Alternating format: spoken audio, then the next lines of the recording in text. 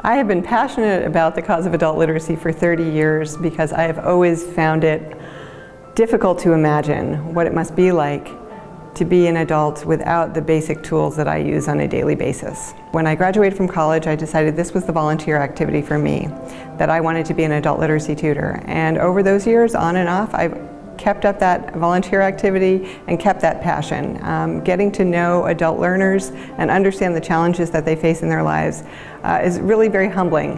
When you're learning as an adult, just like when you're learning anything as an adult, it usually takes us more time, and we have a better view of the steps and what it takes, but that doesn't mean you're any less frustrated. In fact, it probably means you're way more frustrated. As a lot of adults with poor literacy skills are very much ashamed. They hide their lack of skills, they find coping mechanisms, they rely on others to do their work, they are always scared that they'll be uncovered either in the workplace or at home. The most important one for me is understanding that a lot of adults with poor literacy skills are just really embarrassed about it and don't know where to turn.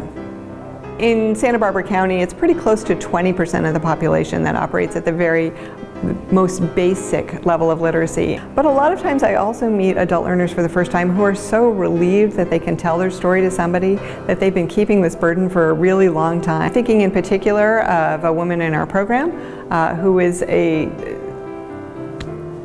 Muslim mensch, I want to say this, that she has the best heart of anyone I know, an immigrant from the Middle East, and she is someone who has raised a family, has a huge heart, and reading just was something that seemed outside of her purview, and now she's able to read for pleasure, she is able to use her computer tablet and send email, and for her family to see her do that also was really a very positive thing. The tutor was a retired elementary school teacher, and she knew a lot of parents who didn't have good reading and writing skills, and she said, when I retire, this is what I want to do. I want to teach an adult to read.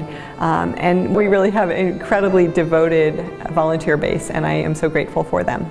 I like to say they're tutoring 7 days a week. As far as I know, they could be tutoring 24/7. Sometimes I hear from tutors who say, oh yeah, I was just answering a text or an email at 3 in the morning for my student. And I think, you can cut it off at a certain point.